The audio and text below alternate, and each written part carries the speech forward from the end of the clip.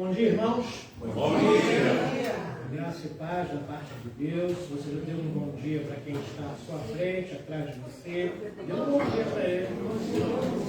Esse cabe agradável. Dá um sorriso, um bom dia.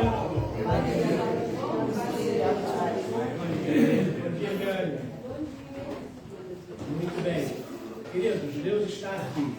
A Bíblia diz que onde estão 2 ou 3 reunidos no seu nome, ali Ele estaria no meio deles. Então, nós somos mais que 2 ou 3, cremos nas Escrituras, então eu posso afirmar com toda segurança que Deus está aqui. Na sua presença, a plenitude de alegria, a liberdade, na sua presença, a transformação. Ninguém está na presença de Deus e continua do mesmo jeito. Então, abra o seu coração e entenda que o Senhor está aqui e está abençoando a sua vida. Ok?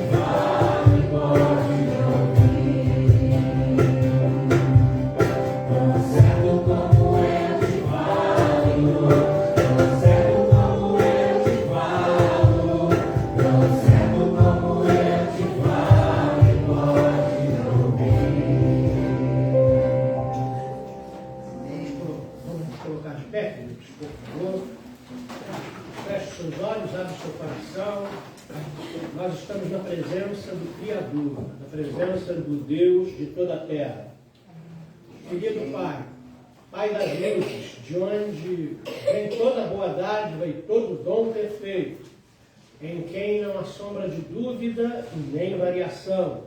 Bendito seja o teu nome, de eternidade a eternidade. Tua igreja, tua noiva, te louva. Tua igreja, tua noiva, te adora, ó Deus querido, nesse momento. Ó Deus, com o coração de Deus, obrigado por nos reunir, Mas pela misericórdia do Senhor, Ele nos chama para um relacionamento e nos chama para usarmos os dons que Ele nos acrescenta. Então, que cada um se veja disponível nas mãos do Senhor nessa hora, amém?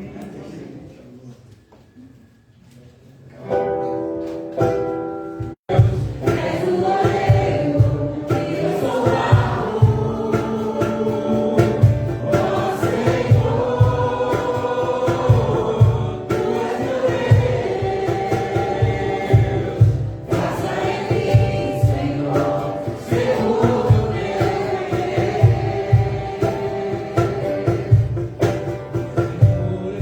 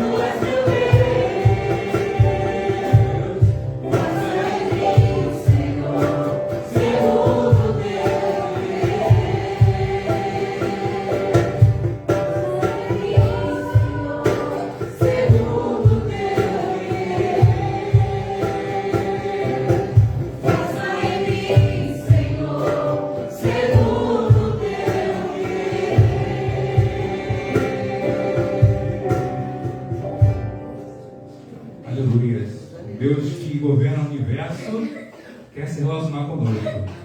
Um Deus que governa o universo nos chama de filhos.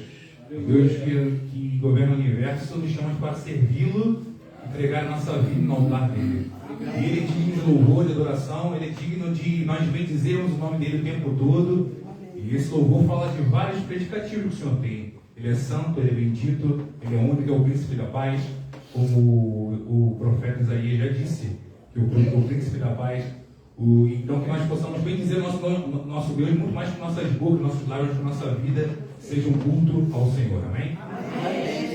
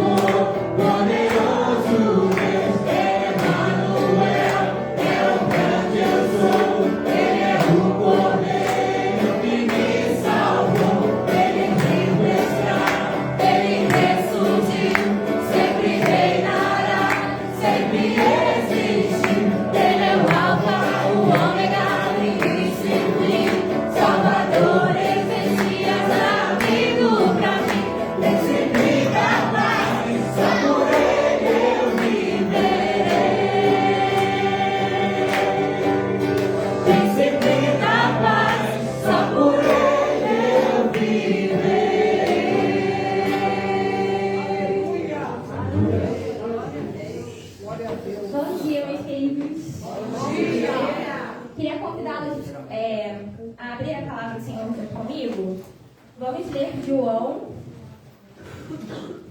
13 de forma responsiva. João 13, todo.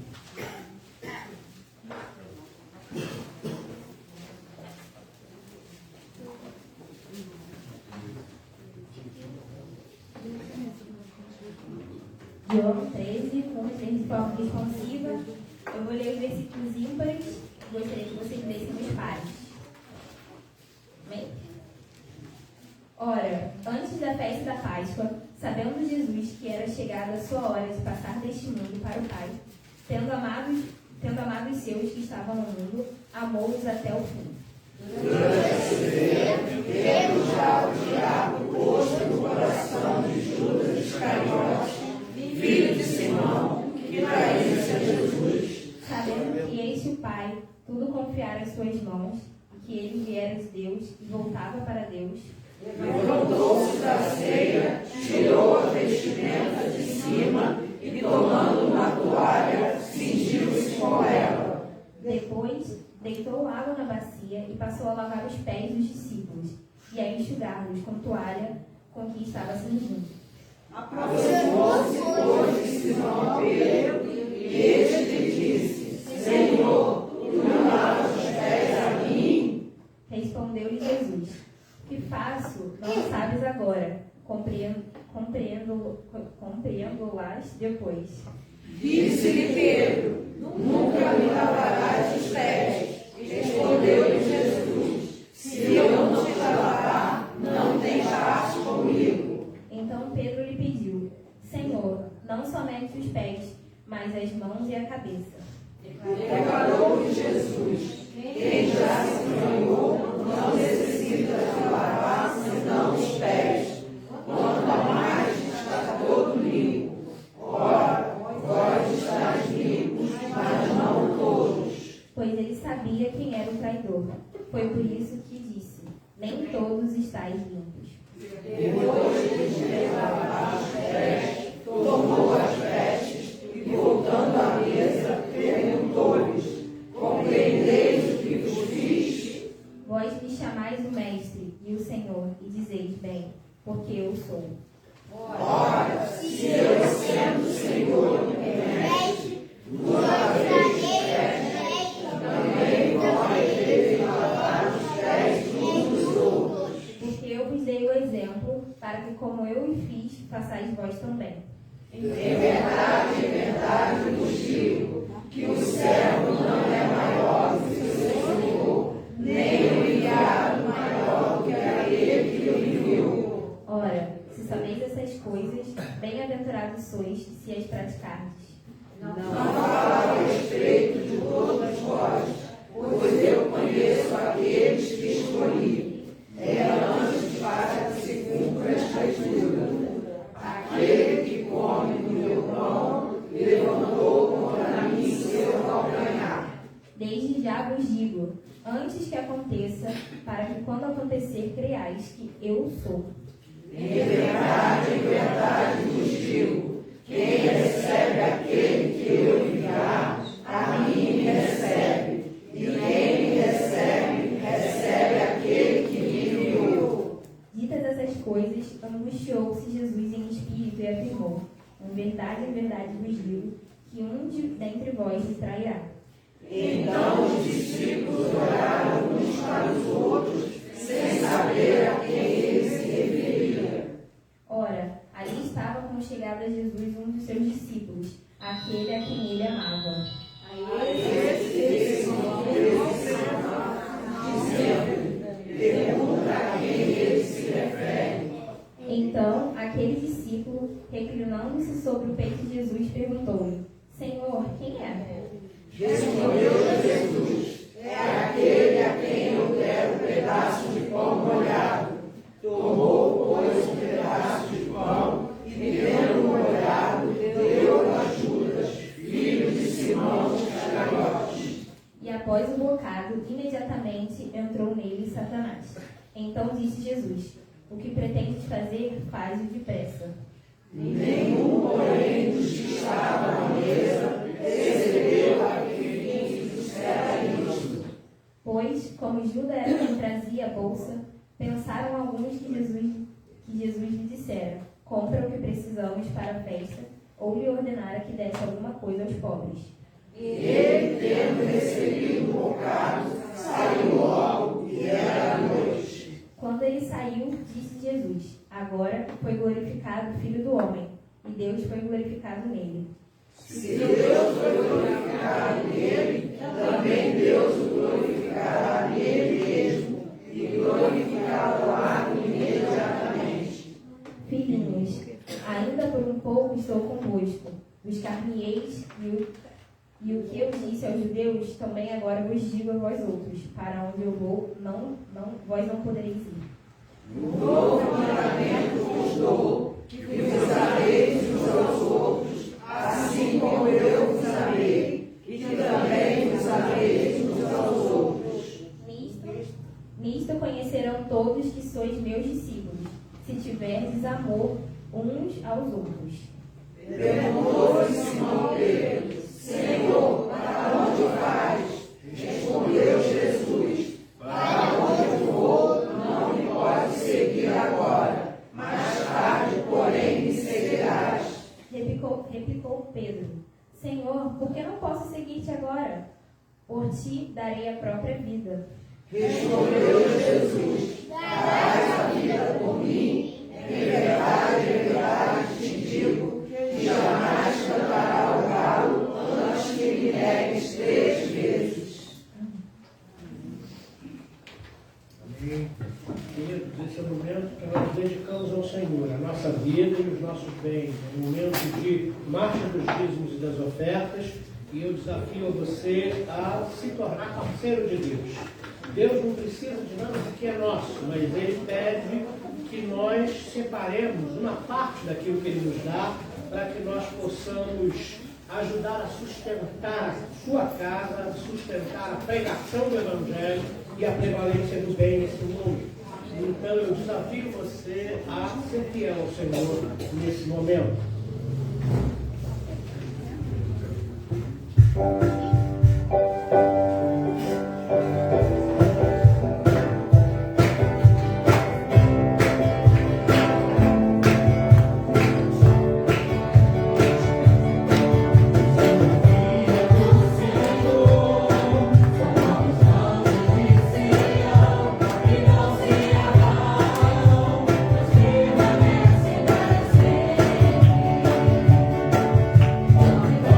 Jerusalém.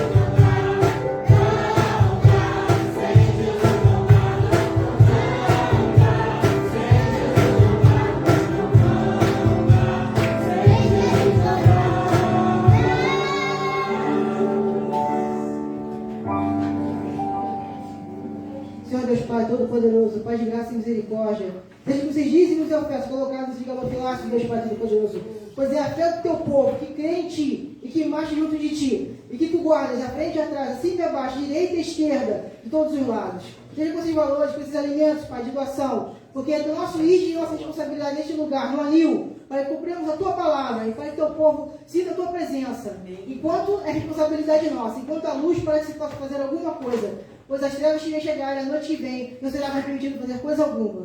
Seja conosco nessa caminhada, ao longo deste lugar, para que possamos fazer, por meio desse dízimo, dessa oferta, desse alimento, Pai, para o banco de alimento, Pai. Seja com eles para que possamos cumprir aquilo que é de tua vontade e que sirva como forma agradável às vossas narinas. Desde agora e para todos sempre. Amém. Amém. A igreja pode sentar.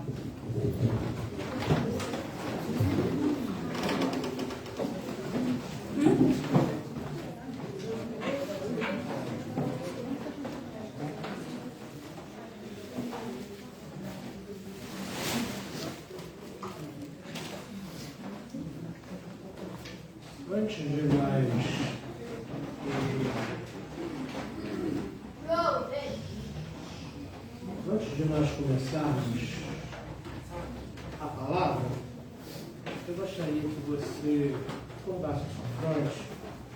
Vamos orar.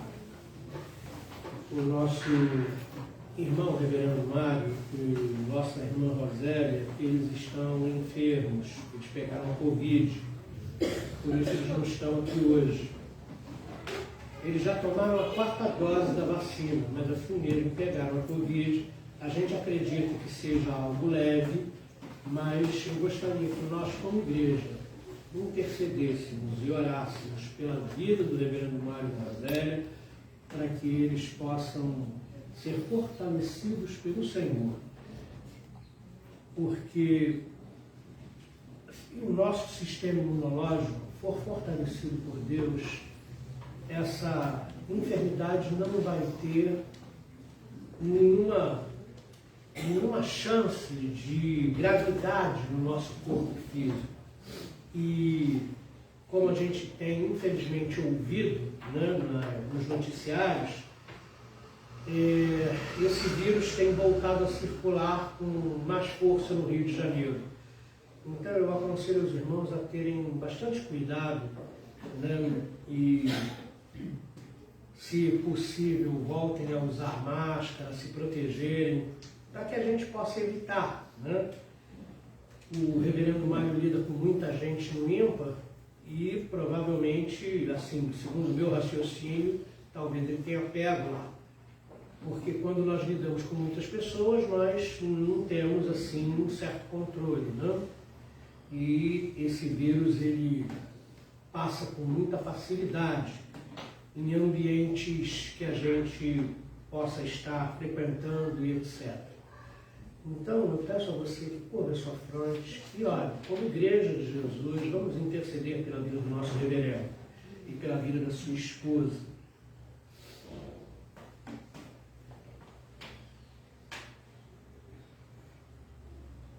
Senhor nosso Deus, Tu és um Deus bondoso, um Pai amoroso e tem usado de misericórdia para com a nossa vida. E por isso, ó Deus, nós te somos gratos. Pedimos a Ti, ó Deus, nessa hora, pela vida do Reverendo Mário, ó Deus, pela vida da sua esposa Rosélia. Ó Deus querido, pedimos que o Senhor os fortaleça, que essa enfermidade não ache lugar no corpo dos Teus filhos e nem deixe nenhum tipo de sequela, em nome de Jesus. Que ela seja facilmente vencida e derrotada, em nome de Jesus. E que os Teus servos, ó Deus, tão dedicados à Tua obra, voltem, ó Deus querido, rapidamente, ó Deus, ao nosso convívio. Nós suplicamos ao Senhor que visite-os, por favor. Nós suplicamos ao Senhor que estenda a Tua mão sobre eles, ó Deus, os abençoe e os fortaleça. Oramos também pela vida de cada um de nós, para que a gente tenha cuidado e prudência, sendo sabedores, ó Deus, que esse vírus tem voltado a circular com alguma força, ó Deus querido, no nosso país. Então, que ninguém, ó Deus, possa agir de forma a desprezar, ó Deus querido, tal situação. Porque a gente não sabe, ó Deus querido, os efeitos que isso pode provocar em cada organismo. A gente espera que seja, se acontecer conosco, seja bem leve, porque estamos vacinados. Mas ninguém pode, ó Deus querido, assegurar isso. Então, a melhor coisa que fazemos é prevenção. Então, por favor, nos ajuda, ó Deus querido, para que nenhum de nós, ó Deus querido, seja contaminado, nem a nossa família. Por favor, ó Deus, nos guarda, em nome de Jesus Cristo. Oramos, ó Deus, por esse momento tão singelo que é o momento da palavra. Ó Deus querido, a Tua palavra transforma. A Tua palavra, ó Deus querido, nos desafia, nos anima, nos exorta. A Tua palavra nos corrige. A Tua palavra, ó Deus querido, nos mostra caminhos e abre portas diante de nós. Então nós pedimos a Ti, ó Deus, que a Tua palavra, poderosa como é, ó Deus querido, possa fazer uma grande obra no nosso coração. Te pedimos humildemente, Deus Espírito Santo, fala, ó Deus querido, para nós nessa manhã, em nome de Jesus. Amém.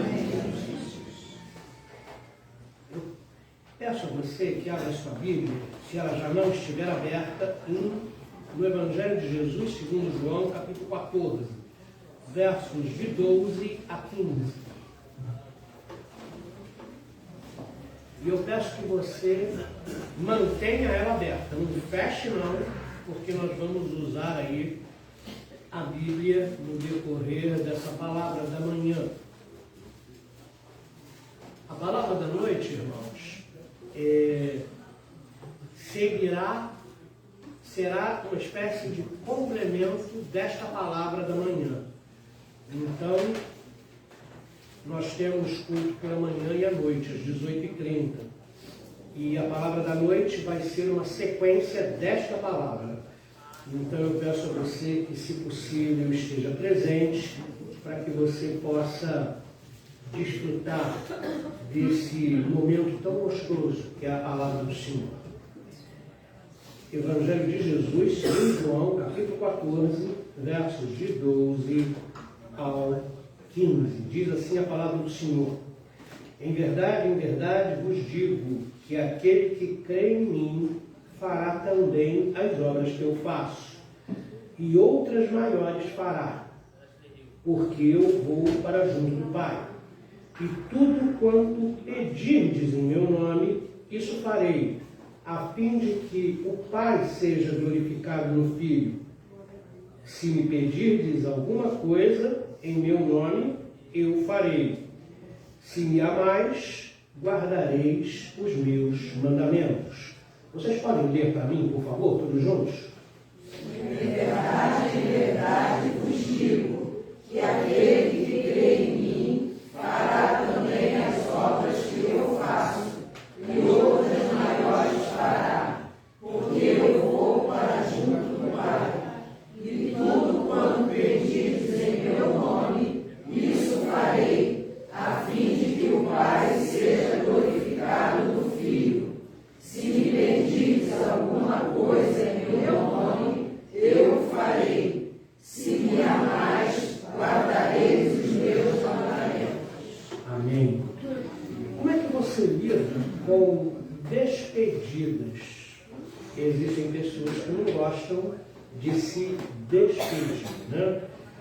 Existem pessoas que não têm muito jeito quando vão se ausentar por um bom tempo, aí elas ficam assim, meio sem jeito, porque elas não têm muito gosto por despedidas.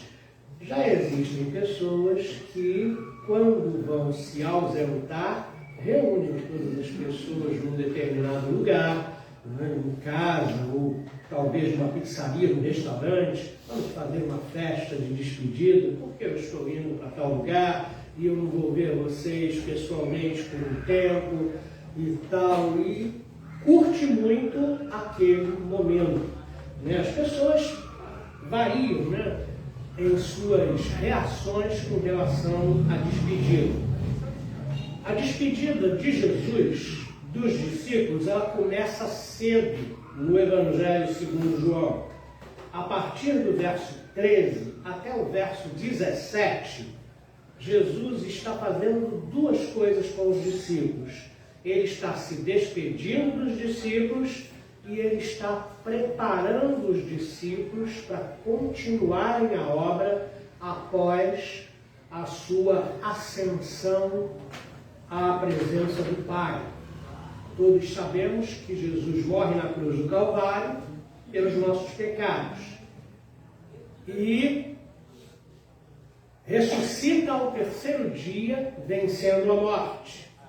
Aparece para os discípulos e para muitas outras pessoas durante 40 dias e depois é assunto aos céus, é elevado às alturas na presença de mais de 500 discípulos, nos informa Atos dos Apóstolos.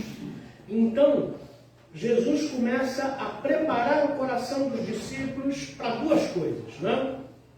Eles estavam pertinho de Jesus, 24 horas, andando com ele, vendo os sinais, vendo os milagres, durante 3 anos e meio. E agora, Jesus está para completar a sua missão. Jesus está para ser assunto aos céus. Jesus está para completar a obra de salvação que só Ele podia fazer. E aí, então, Ele sabe que muitas coisas difíceis se desenrolarão naquelas próximas horas. Então, Ele começa dando lições, dando avisos e fazendo promessas aos seus discípulos. Eu gostaria que você olhasse para a sua Bíblia,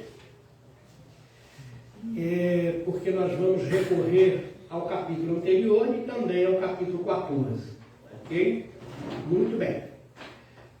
Jesus começa essa despedida misturada com a preparação e é realmente associação mesmo. O discurso é de despedida, porém, nesse discurso de despedida há um conteúdo poderoso que está preparando os discípulos para a obra futura que eles terão, que eles não têm nem ideia o papel que vão executar. Mas Jesus começa a dar uma ideia para eles aqui. Dos versos 1 a 20 do capítulo 13, você pode olhar aí, uma poderosa lição prática de humildade. Observe, Jesus não fala sobre humildade. Jesus se humilha diante deles, lavando-lhes os pés. Ele dá uma lição prática de humildade nesses primeiros 20 versículos do capítulo 13. E eu pergunto para você, se nós hoje parássemos aqui a celebração do culto e os diáconos entrassem com algumas bacias de água, você teria coragem de lavar os pés dos seus irmãos? É alguma coisa para a gente pensar. É um ato de humildade. Agora, quando você pensa que Jesus lavou os pés dos discípulos, se andava com sandálias abertas naquela época, se usava animais como transporte. As ruas eram bem premiadas com a natureza dos animais. Você já imaginou os pés dos discípulos como estavam? Porque eles andam muito. Eles vão da Galiléia para a Judéia, da Judéia para Decápolis, da Decápolis atravessam o Jordão. Você já imaginou como estavam os pés dos discípulos? Empoeirados, às vezes sujos de algum excremento. Jesus tirou a vestimenta de cima, ficou só com uma roupa íntima, equivalente a um short para nós hoje, e se cinge com uma toalha e começa a lavar os pés dos discípulos. Quando a gente vê a reação de Pedro, a gente pensa, caramba, Pedro só cria problema. Ou ele não quer que Jesus lave os pés, ou ele quer tomar banho total, que Jesus lave a cabeça, as mãos e etc. Mas entenda bem, se você compreende que Jesus é o Messias, é o Filho de Deus, E você vê que o Filho de Deus, que estava no princípio com Deus, que criou todas as coisas, sendo a voz criativa de Deus, o Logos de Deus, ele está ali diante de você e ele se agacha e vai lavar os seus pés. Eu acho que eu reagiria como Pedro. Eu falei, Senhor, não consigo entender. Ele é muito grande, ele é muito digno. Como ele vai lavar os meus pés? Eu teria vergonha. Hoje os nossos pés estão calçados, e bem calçados porque o tempo está frio. Talvez lavar os pés dos irmãos não fosse uma experiência tão desagradável como foi para Jesus. Mas ele resolveu lavar os pés dos seus discípulos e dar uma lição prática de humildade. E ele, dos versos 12 ao 20, ele fala, vocês entenderam o que eu fiz? Vocês me chamam de Senhor e Mestre e dizem bem porque eu sou. Eu abaixei para lavar os pés de vocês. E vocês precisam lavar os pés uns dos outros. Vocês precisam tomar esse exemplo. O que a gente vê hoje, irmãos, é um monte de gente orgulhosa. É um monte de gente que não foi quebrada. É um monte de gente que se julga mais importante do que o outro. Olha a lição que Jesus nos dá. Não somos nada, queridos. Não interessa qual é a minha cultura, se eu sou doutorado ou não, se eu tenho dinheiro ou não, se, sei lá, o que eu posso alegar aqui, mas nada do que eu venha possuir vai fazer diferença. Nós somos todos pecadores, arrependidos, lavados e remidos no sangue de Jesus, diante de um Deus misericordioso, diante de um Deus que já era para ter posto essa terra para queimar, com tantos pecados que se praticam aqui, com tantas ofensas que esse mundo faz ao Senhor, mas ele tem sido misericordioso e longânimo, esperando que todos se arrependam. Mas nós queremos ser maior do que o outro, nós queremos estar na frente. Se observa bem isso no trânsito, é uma coisa impressionante. O carioca tem que estar na frente. Não interessa. Ele não pode dar a vez para você. Dar a vez para alguém que quer entrar na pista, você vai ficar diminuído. Ele acelera, joga o carro, porque ele quer estar na frente. E isso funciona na vida. Mas Jesus nos deixou um poderoso exemplo de humildade. E é bom a gente observar o exemplo de Jesus. Depois, corre os seus olhos lá para o verso 31 do capítulo 13 até o 35. Jesus dá um novo mandamento. Enquanto neste mundo o amor esfria entre as pessoas, Jesus diz aos seus discípulos que entre eles o amor tinha de aumentar e que este amor, uns pelos outros, seria um sinal de que eles eram discípulos de Jesus. Não eram os milagres o sinal. Não era o poder o sinal. O sinal é o amor. O amor que começa na família e que continua na igreja e por onde você passar. Nós costumamos amar as pessoas que nos amam, mas Jesus diz que a gente deve amar, inclusive, aquele que quer o nosso mal, aquele que nos odeia. E eu pergunto para você, como é que está o seu amor pelas pessoas? Amor é uma coisa prática. Amor não é filosofia.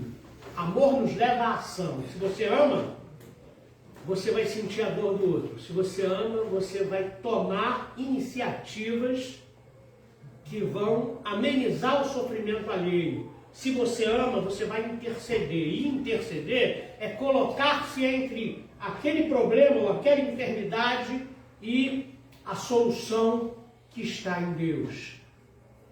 Amor é uma coisa prática. Amor nos leva a chorar junto. Amor nos leva a nos alegrar junto. E Jesus diz aos seus discípulos, o amor lá fora vai esfriar, mas entre vocês precisa aumentar. porque este é um sinal que vocês são meus discípulos. Quando nós olhamos para o versículo 21 a 30 do capítulo 13, nós vemos o início de 3 notícias que abalaram o coração dos discípulos. No capítulo 13, versos de 21 a 30, Jesus afirma que havia, no caso, né, é um texto que fala do passado, que havia um traidor entre o círculo mais próximo de discípulos, entre os 12. Você já imaginou como os discípulos se sentiram? Todos começaram a olhar uns para os outros e a conversar uns com os outros. Quem é? A quem ele se refere? Por fim, Pedro, que é sempre aquele que toma a iniciativa, fala para João, que está do lado de Jesus, pergunta para ele quem é. Jesus responde, mas eles não prestam atenção. Jesus diz, aquele que eu der o pão molhado, esse é o traidor. E Jesus dá o pão molhado a Judas, e quando Jesus faz isso, Satanás entra no coração de Judas, e Judas sai para entregar Jesus aos fariseus. Há um traidor entre vós. No meio de vocês, alguém me trairá. Em segundo lugar, vai lá para o verso 36 do capítulo 13. Jesus diz no 33 que para onde ele vai, os discípulos não poderiam segui-lo. E no 36, Pedro questiona, para onde o Senhor vai que nós não podemos ir contigo? Porque entenda, a cabeça dos discípulos, eles iam após Jesus todos os dias, durante 3 anos e meio.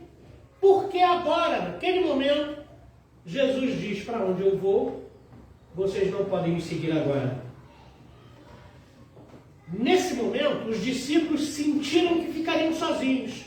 Você já teve a experiência de solidão?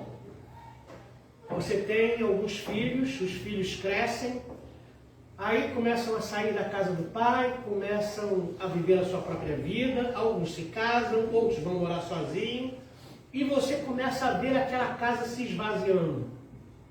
Qual é o sentimento que você tem? Entende isso? Os discípulos estavam com Jesus, seguindo a Jesus o tempo todo. De repente, Jesus diz, para onde eu vou agora, vocês não podem me seguir, é um caminho que eu tenho que fazer sozinho. E quando nós olhamos para o próximo texto, que fala da traição de Pedro, que está contido no verso 36, mas segue até o final, segue até o verso 38. Jesus responde a Pedro, a afirmação de Pedro é a seguinte: Senhor, eu estou disposto a dar a minha vida por ti. Pedro estava sendo sincero, ele de fato estava disposto a dar a vida por Jesus. Mas Jesus conhece o coração e sabe de todas as coisas. Jesus sabia exatamente o que ia acontecer e Pedro não. Pedro faz uma afirmação que Jesus logo rebate. Você dará a vida por mim? Nessa noite, antes que o galo cante, você vai negar, você vai dizer que não me conhece, que nunca me viu 3 vezes.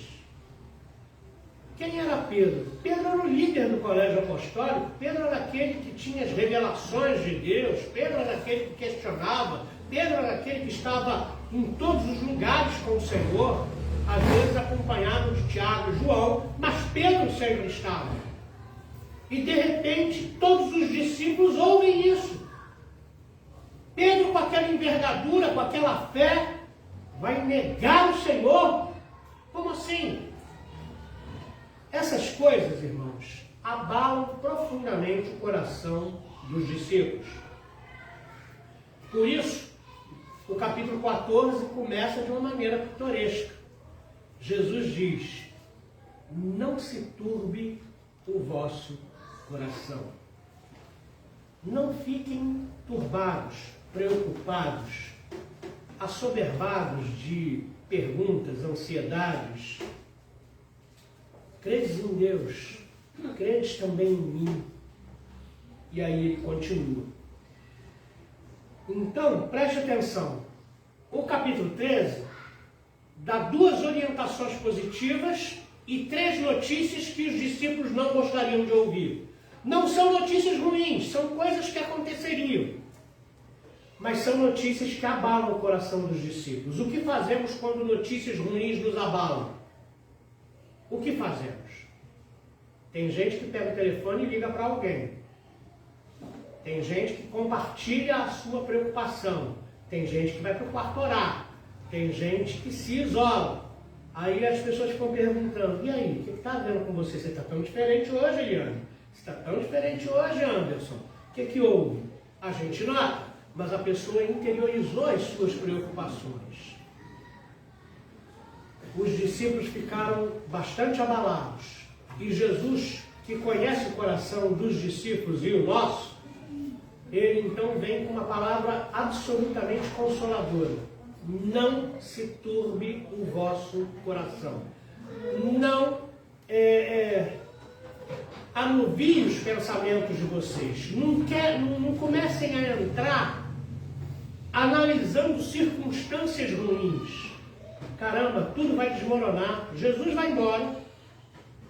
Pedro, que é o cara, vai negar Jesus 3 vezes. Como é que eu vou fazer? O que vai ser o que vai ser de nós sem Jesus? Até agora a gente seguiu a Jesus. Até agora a gente ouviu a sua palavra. Como é que as coisas vão ficar? Isso com certeza se passou no coração dos discípulos, mas a palavra de Jesus aos discípulos e a nós: não se turbe o vosso coração. Credes em Deus, credes também em mim. O que a gente tira disso, irmãos? É que no perpassar da nossa vida, no decorrer da nossa vida, a gente vai ver muita coisa. Se Deus nos permitir viver bem e uma quantidade de anos razoável, a gente vai ver que na nossa trajetória existem traições. Quem a gente menos esperava nos trai. A gente vai ver que relacionamentos se rompem. A gente vai perceber que quando passamos por uma situação muito complicada e a gente espera que as pessoas que estão perto de nós nos assistam, às vezes são os estranhos que nos assistem e as pessoas que estavam próximas de nós se afastam. A gente vai ver que temos tribulação, temos problemas, a vida não é fácil, a vida não é um mar de rosas, mas essas tribulações são vencidas, são rechaçadas, são derrotadas pela fé em Deus. Credes em Deus, credes também em mim. Troquem essa preocupação, troquem essa ansiedade, troquem esse medo pela fé em Deus. Você tem coragem de crer quando tudo vai mal? Você tem coragem de crer quando as notícias são ruins?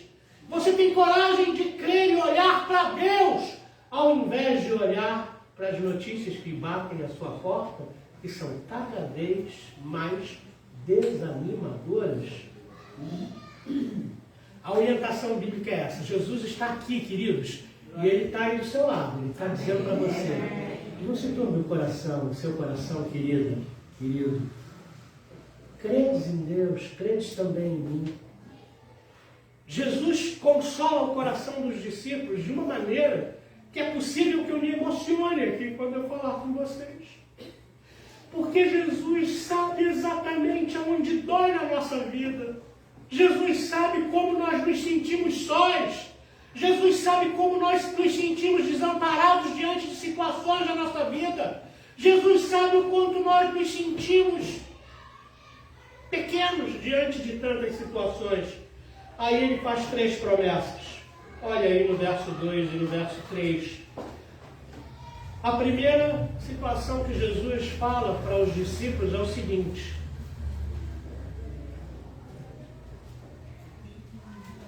há um lugar para vocês na casa do Pai.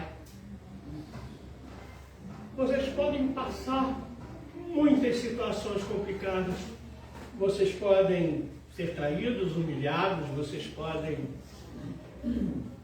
conviver com perdas e problemas difíceis, mas eu quero dizer para vocês que há um lugar na casa do Pai para vocês. Se assim não fosse, eu não teria dito, eu vou preparar lugar para vocês. A segunda situação que Jesus promete para os discípulos e que consola o coração deles está no verso 3. Eu vou, mas voltarei para buscar vocês. Quer dizer, no final do verso 2, né? Eu vou, mas voltarei para buscar vocês. Aquela partida de Jesus não era definitiva, ela era temporária. Jesus iria para o Pai. Nós continuaríamos a sua obra, como continuamos. Mas ele falou, eu volto para buscar vocês. Sabe quando você tem certeza, né? Você é pequeno, eu fiquei sozinho em casa muitas vezes. Eu sou o mais novo lá de casa, né? Se vocês verem os meus irmãos, vocês dizem, pô pastor, você é mais novo? Eu tenho os cabelos todos brancos, barba branca, meus irmãos têm tudo cabelo preto e etc. Eles parecem mais novos do que eu, mas eu sou mais novo. E eles já trabalhavam quando eu tinha 10, 11 anos, e eu ficava sozinho em casa. E às vezes por horas. Chegava no colégio sozinho, até anoitecer e alguém chegar. Mas eu sabia que alguém ia chegar. Você sabe o consolo? Você sabe que alguém vai chegar para ficar com você. Alguém vai chegar para te buscar. Alguém vai chegar para te apanhar. E Jesus falou ao coração dos discípulos, não se turbe o vosso coração. Há lugar na casa do Pai. Eu vou para junto do Pai, mas eu vou voltar para buscar vocês. E ele dá uma terceira situação. Ele diz o seguinte, vocês vão passar a eternidade comigo. Vocês não vão passar a eternidade sozinhos. Vocês não vão ficar perdidos. Vocês não vão ficar com medo ou inseguros, mas vocês vão passar a eternidade comigo. E Jesus consola o coração dos discípulos de uma maneira extraordinária. Agora, eu vou dar um salto estratégico no texto. Do verso 3, eu vou passar para o verso 12, porque do verso 4 até o verso 11 é o texto da mensagem da noite. Porque existem coisas aqui muito importantes que a gente precisa de tempo para colocar. Então, olha aí. Dessa forma, Jesus começa a preparar os seus discípulos no capítulo 12, depois de consolá-los, depois de acalmar o coração deles. No versículo 12 do capítulo 14, Jesus começa a dizer assim, crede-me que... Não, melhor, esse é o 11, né? Verso 12, em verdade vos digo. Essa expressão, em verdade vos digo, ela é muito comum no Evangelho de Jesus segundo João. Vocês vão encontrar isso no capítulo 3, vocês vão encontrar isso no capítulo anterior, no capítulo 13, vocês vão encontrar isso em vários capítulos, esse duplo amém. Em verdade, no grego, significa amém. Quando você fala amém para uma oração, você está dizendo assim seja, é verdade, porque essa é a tradução de amém. Então, no texto grego, está assim, amém, amém. Em verdade, em verdade. E por que Jesus repete essa expressão? Toda vez que Jesus vai declarar alguma coisa importante que ele quer enfatizar, ele vai usar esse duplo amém no Evangelho de Jesus segundo João, ok? Então, essa formulação, quando você perceber essa formulação no texto, é que Jesus quer enfatizar uma verdade. E ele diz assim, aquele que crê em mim fará também as obras que eu faço, e outras maiores fará, porque eu vou para junto. Se Jesus vai partir, como será? se Pedro vai negar a Jesus, e isso vai abalar o corpo apostólico, como será? Jesus está dizendo aqui como será.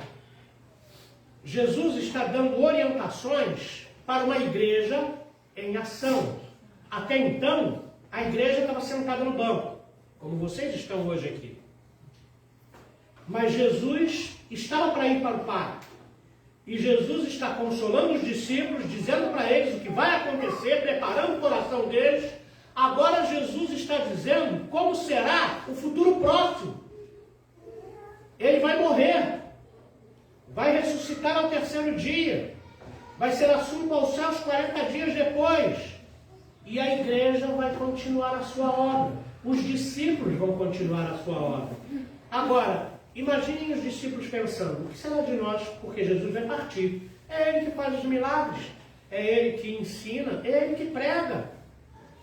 Como é que vai ficar? A gente vai ser uma leve sombra do que foi Jesus na terra? Jesus diz que não. Jesus diz aos discípulos que eles seriam cheios do Espírito Santo e que eles fariam as obras que Jesus fez e fariam obras maiores que Jesus fez. A igreja em ação, queridos, é uma igreja que crê. A fé, ela é fundamental. A igreja, ela age no mundo, a igreja se levanta para proclamar a palavra, para levantar a bandeira do Evangelho, pela fé no Senhor Jesus. É preciso crer, porque Paulo diz que a nossa luta não é contra a carne nem contra a sangue. A gente vive num mundo dominado pelo mal, mas nós pertencemos ao reino de Deus. Nós não somos dominados pelo mal. O sumo bem habita na nossa vida, que é Deus, através do seu Espírito. E quando nós nos levantamos no mundo para falar das verdades do amor de Deus, nós estamos nos levantando contra forças espirituais. E quando nos levantamos contra forças espirituais, precisamos crer em Deus. Porque nós não podemos vencer tais forças sozinhos. É o Senhor que já as venceu. Então nós precisamos crer em Deus, crer no Senhor Jesus, e é pela fé. Se você reparar, no texto aqui, a partir do verso 5, ele vai falar de fé algumas vezes. Ele fala de fé para Tomé, ele fala de fé para Filipe, ele vai falar crede, crede, crede, porque a fé é o que nos impulsiona. É pela fé que somos salvos, é pela fé que sabemos que vamos para o céu. Certamente você já foi a algum enterro de alguém que não é crente, que não tem nada a ver com a igreja. Eu também já fui. Irmãos, é uma coisa deprimente. Ninguém sabe o que fazer no enterro de ímpio, quando ninguém pertence à igreja. Depois, dá uma tristeza no coração das pessoas, porque elas não têm esperança na vida. Porque só Jesus dá esperança na vida. O meu irmão perdeu um cunhado há muito tempo atrás e ele narrou para mim qual foi a experiência dele. Ele falou para mim que o rapaz estava desaparecido. E eu até ajudei ele a fazer uns cartazes para espalhar lá próximo da vizinhança. Mas ele não me falou que o rapaz tinha sido achado morto à beira da rodovia Presidente Dutra. Se me avisasse, eu ia lá. Eu ia estar lá, eu ia dar uma palavra de consolo. Depois, passado alguns anos, ele contando a experiência para mim, ele disse que foi a pior experiência da vida dele. Era um choro sem esperança, era um choro sem consolo. Porque as pessoas sem Cristo não têm esperança. Agora vai um crente, apesar da tristeza, da ausência do irmão, da irmã, você sabe aonde ele está, nos braços do Pai. nós cantamos junto ao trono de Deus preparado, a um lugar cristão para ti. Porque a gente sabe pela fé para onde vamos, a gente sabe pela fé como nós estamos guardados por Deus. Queridos, a morte carnal não é nada. A morte espiritual é um problemão, porque não tem solução. A segunda morte, como diz a Bíblia, que a primeira é na carne, a segunda morte é a que leva para o inferno. Essa é um problemão, mas a morte na carne não é nada. Nós fechamos os olhos aqui, abrimos os olhos diante do Senhor. Ele nos recebe no seu reino. Vinde, filhos, entrai na promessa que vos está preparada. Então, é pela fé que nós estamos aqui, é pela fé que intercedemos pelos outros, é pela fé que cremos que os problemas são resolvidos por causa de Jesus, porque ele diz nesse texto que lemos: se me pedirdes alguma coisa em meu nome, isso farei. Uma igreja em ação, queridos, ela precisa crer. E nós falhamos tanto no crer. Nós nos desesperamos tanto, agimos como incrédulos diante dos problemas. Nós precisamos manifestar a nossa fé e o mundo precisa ver a nossa fé sendo manifesta. A Bíblia diz que o Senhor nos daria capacidade para fazer as suas obras. Agora pensa nos milagres de Jesus. Pensa no ensino de Jesus. Pensa no amor, no perdão, no olhar transformador de Jesus durante o seu ministério terreno.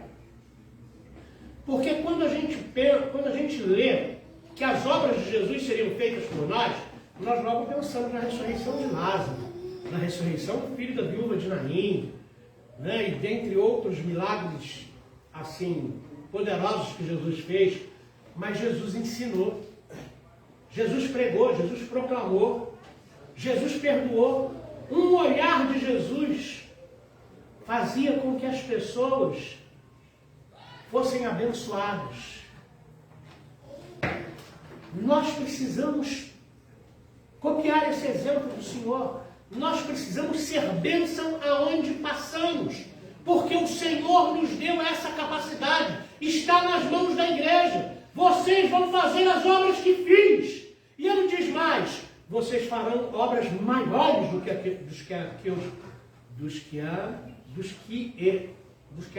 fiz. Bom, me compliquei, irmãos. Enrolou aqui. A língua, quer dizer, na verdade, o cérebro, não? Você já imaginou que obras são essas maiores do que Jesus fez, que ele diz que a igreja faria? Eu tentei imaginar. Que obras maiores são essas? Acredito que eu não tenha visto ainda, nem na história, nem no presente. Então existem coisas para acontecer que vão deixar a gente bastante surpreso. Porque a palavra de Deus não mente. Se ele diz que nos deu capacidade para fazer as obras que ele fez, e obras maiores ainda do que ele fez, agora acho que saiu, né? Do que ele fez, ele cumpre. Esse texto estabelece um relacionamento com Deus. Ele fala: eu vou para o Pai, mas se vocês pedirem algo no meu nome, eu farei. Se vocês pedirem algo no meu nome, eu farei. Eu vou abrir a porta, eu vou curar o enfermo, eu vou mudar o coração daquele ímpio do seu marido. Eu vou mudar o coração daquele afastado do seu filho. Se vocês me pedirem no meu nome, se vocês crerem de verdade, eu vou fazer. E eu quero desafiar você nessa manhã a ser uma igreja em ação. Uma igreja em ação, uma igreja que crê, uma igreja que intercede. É uma igreja que não se amedronta diante das tribulações, problemas, necessidades e diversas outras coisas. Os discípulos sofreram perseguição. Pedro foi preso várias vezes. Tiago morreu ao fio de espada pela ordem de Herodes. Pedro e João foram intimidados pelo Sinédrio e ordenados: vocês estão proibidos de falar mais desse nome. Foi quando Pedro, em Atos capítulo 4, verso 12, diz, né? Mais importa obedecer a Deus do que aos homens. A situação não foi fácil lá e não é fácil agora. Viver a vida cristã no mundo perdido não é fácil. Ser fiel a Deus no mundo cheio de oferecimentos, tentações, não é fácil. Mas eu quero desafiar você. Jesus prometeu que você faria as obras que Ele fez e obras maiores que Ele fez. E eu creio nisso. Eu creio que se a igreja crer, se a igreja agir em nome de Jesus, a igreja vai ver muita coisa acontecer que não tem visto. Eu desafio você a ser uma igreja em ação. A igreja hoje, ela está no capítulo 13, assustada com o aumento da violência, com o aumento do preço, é tudo assustador mesmo. Mas nós estamos parados diante disso. A situação é cada vez mais complicada do ponto de vista moral, porque as pessoas querem ser felizes, elas querem viver a sua própria vida. Não importa se você vai destruir os filhos, se você vai destruir a sua mulher, ou se você vai destruir o seu marido, não importa que você seja feliz. As pessoas são profundamente egoístas e estão querendo satisfazer a sua própria carne a qualquer custo. E nós estamos parados diante dessa situação. Então eu convido você nessa manhã, em nome de Jesus, a se levantar e a começar a orar e pedir a Deus: Senhor, eu creio que o Senhor pode me usar. Eu não sou uma pessoa muito importante, não ocupo um cargo de relevância pública, enfim, mas eu creio que o Senhor pode levantar a minha vida e pode me usar. E eu quero ver as pessoas ouvirem a Tua palavra e mudarem de vida e se converterem. Igreja em ação é a igreja que prega, queridos. Igreja em ação é a igreja ousada, que prega com autoridade do Espírito Santo.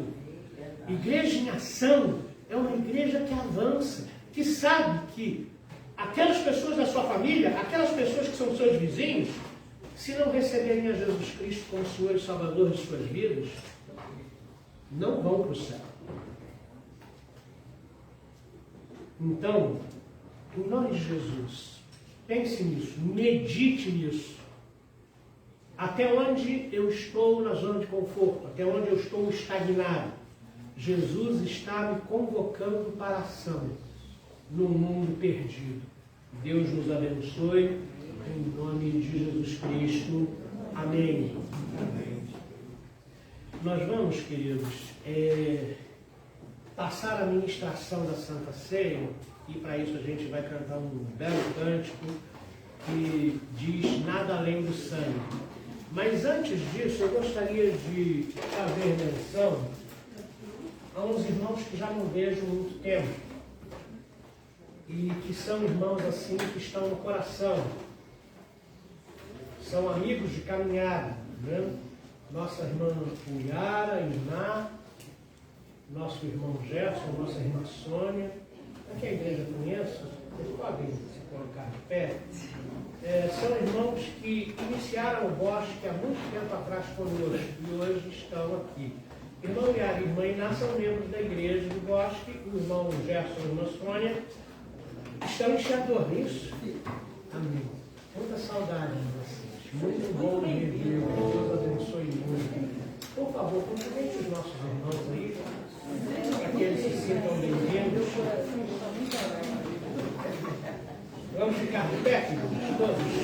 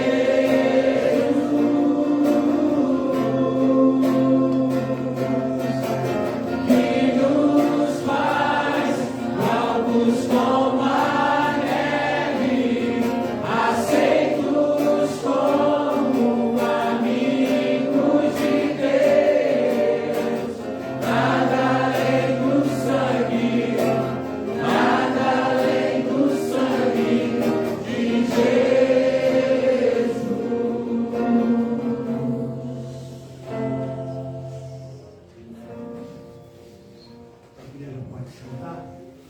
Nós vamos curvar a nossa fronte diante do Senhor para pedir perdão pelos nossos pecados. A Bíblia diz que no verso 28 da primeira carta aos Coríntios, capítulo 11, examine-se, pois, o homem a si mesmo, e assim tomando o pão e bebendo o cálice. Esse é um momento muito gostoso, é um momento de profunda comunhão com Deus. Deus é santo e nós precisamos nos limpar, nos purificar para estar diante desse Deus que se encontra conosco no partir do pão e no cálice. Então, você tem alguns segundos, talvez 60 segundos, para você pensar na sua vida. O Espírito Santo vai falar ao seu coração o que você tem de corrigir, o que você tem de pedir perdão, porque o Espírito Santo é quem nos conscientiza do pecado.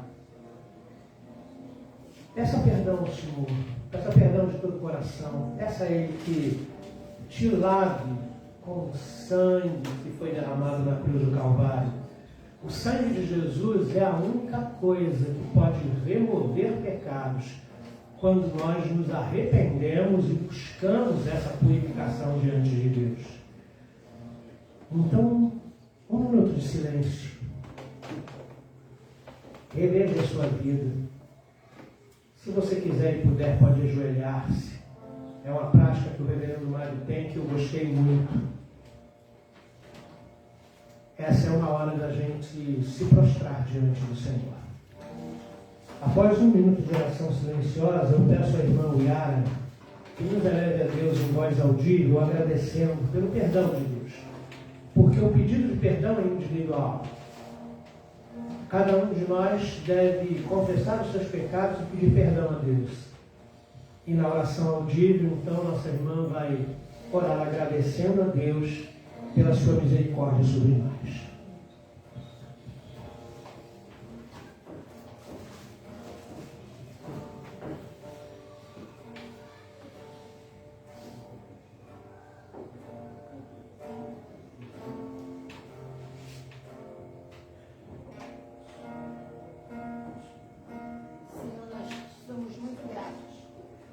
Todos nós sabemos, Senhor, que não somos merecedores deste Deus. Todos nós sabemos, ó Deus, que somos pecadores, que nascemos assim. Mas, Senhor, o teu amor imenso para cada um de nós nos levou, Senhor, a essa oportunidade.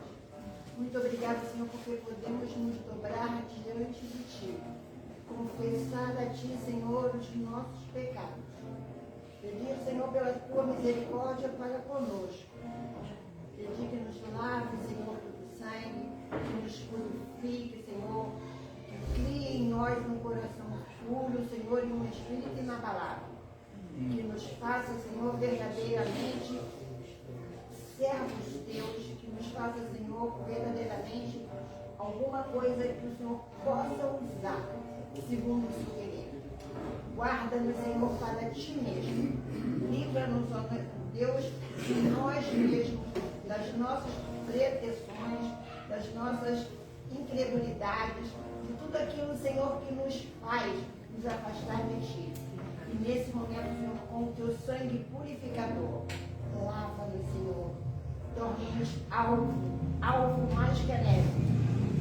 Dá-nos, Senhor, a graça de sentir a Tua presença em nós, dentro, Senhor, dos nossos corações. Por isso, Senhor, Te louvamos e Te agradecemos no coração, no nome de Jesus. Amém. Amém. Obrigado, Jesus Cristo, pelo perdão dos pecados. A Escritura diz, né? Agora, pois, não há condenação sobre aqueles que estão debaixo da graça de Deus. Nós fomos perdoados. Desfrute desse momento, porque rapidamente pecamos de novo. Então, desfrute desse momento de que você está limpo dos seus pecados. A Bíblia fala, com relação à Santa Ceia, que nós precisamos discernir os elementos da Santa Ceia, o pão e o cálice. Nós precisamos saber por que nós estamos tomando a Santa Ceia. Isso é fundamental para que a gente seja abençoado. O pão, ele simboliza o corpo do Senhor.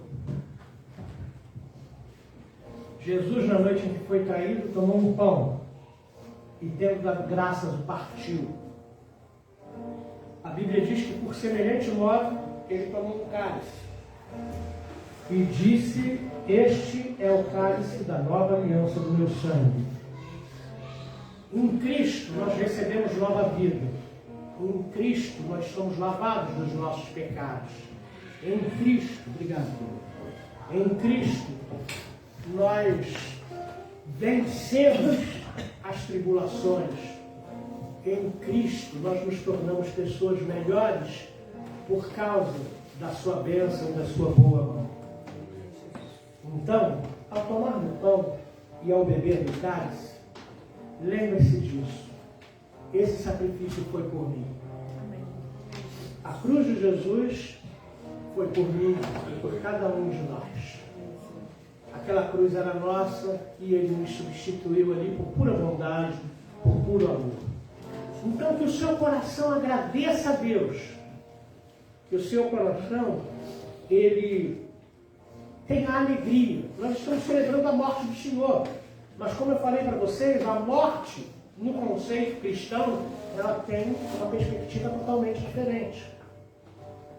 Então, a Santa Ceia, ela não é um ofício fúnebre, como a gente está acostumado a, às vezes, perceber ou agir. A Santa Ceia é um momento feliz, é um momento alegre, é um momento de salvação, é um momento de libertação, é um momento de perdão.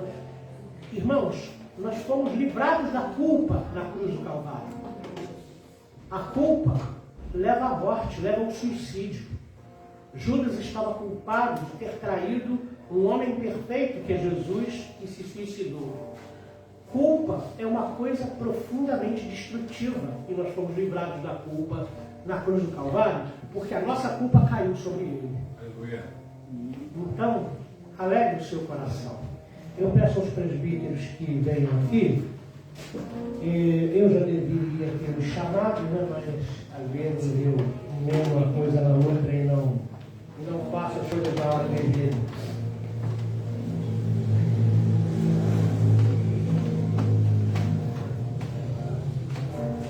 Prepara o seu coração para ter a presença real e espiritual de Jesus através da Santa Ceia. A Bíblia diz que Jesus partiu o pão, tendo dado graças. Eu peço ao nosso presbítero Jorgelino que dê graças pelo pão e pelo cálice nessa hora. Agradeça a Deus pelo privilégio que temos de tomar da Santa Ceia, de participar da comunhão íntima com o Senhor Jesus, com a própria vida. Senhor nosso Deus e Pai amado, estamos na Tua presença, Senhor, para agradecer a Ti esse momento especial que o Senhor deixou para nós aqui nesse momento, Pai.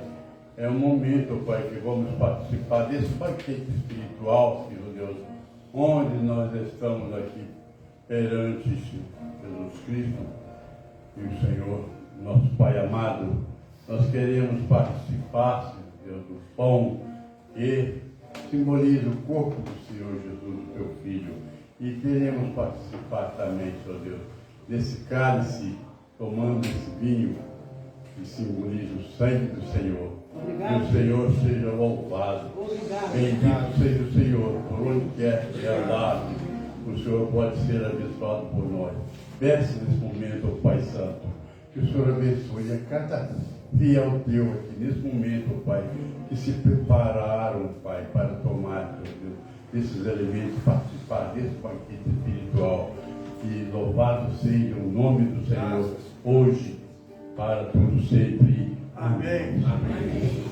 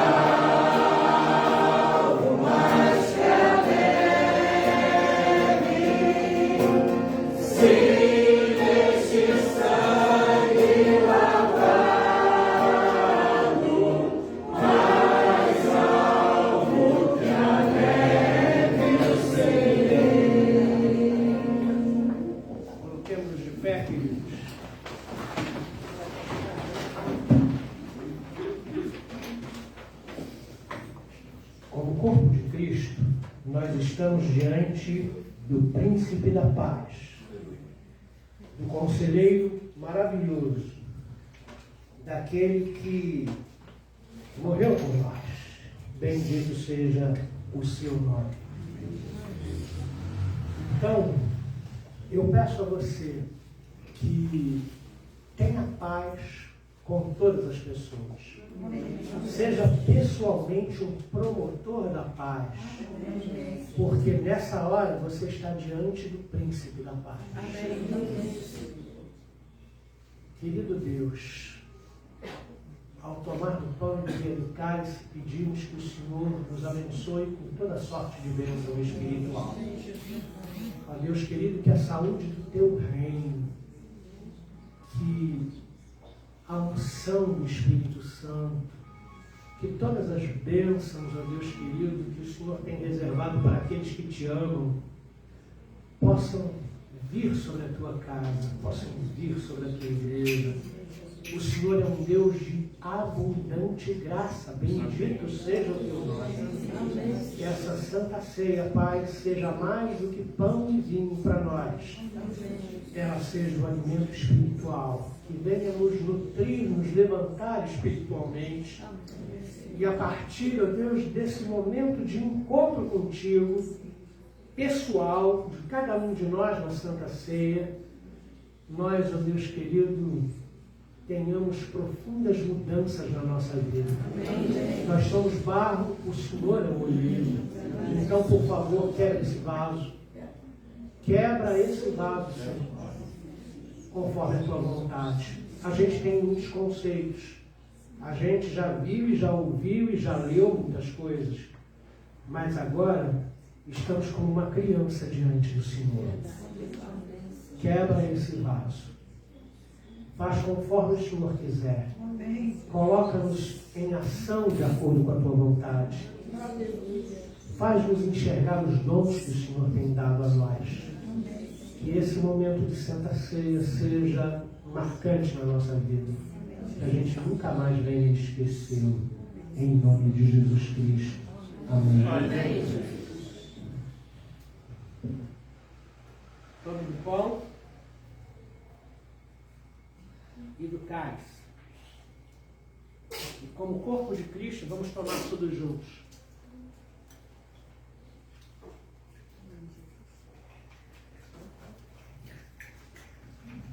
Quero convidar aqui o Gerson.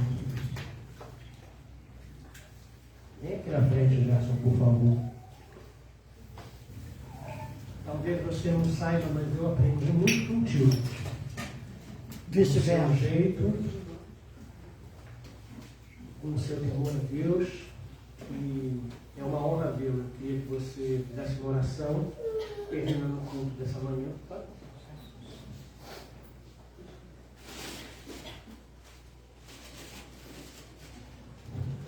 Parafraseando a palavra que foi lida aqui pelo pastor, em verdade vos digo.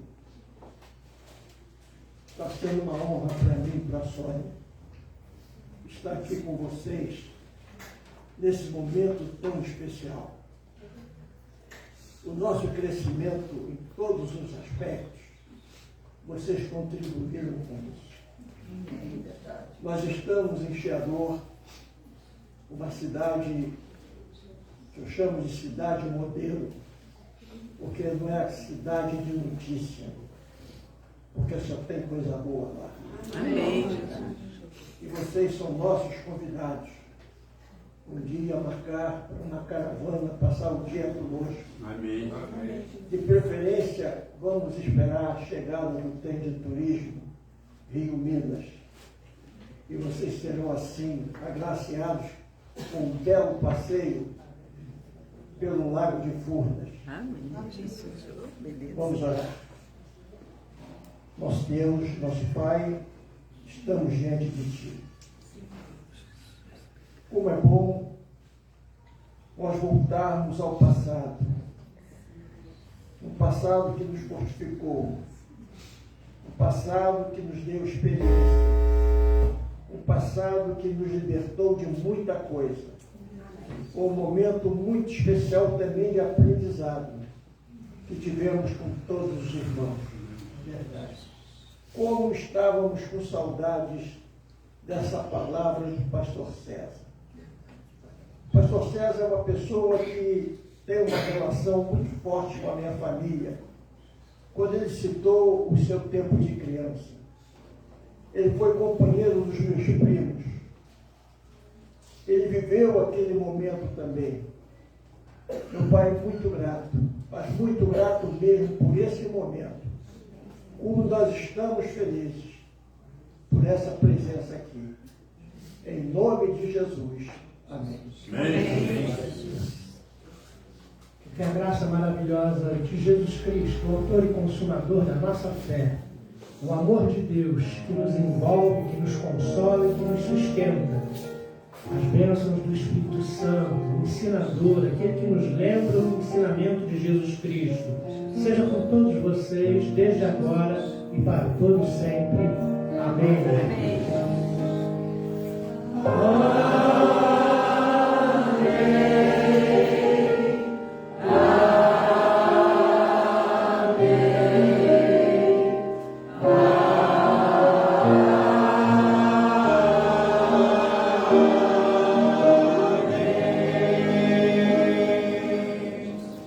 Abraça o seu irmão, pelo menos uns 10. Diga para ele quando ele for forte para você.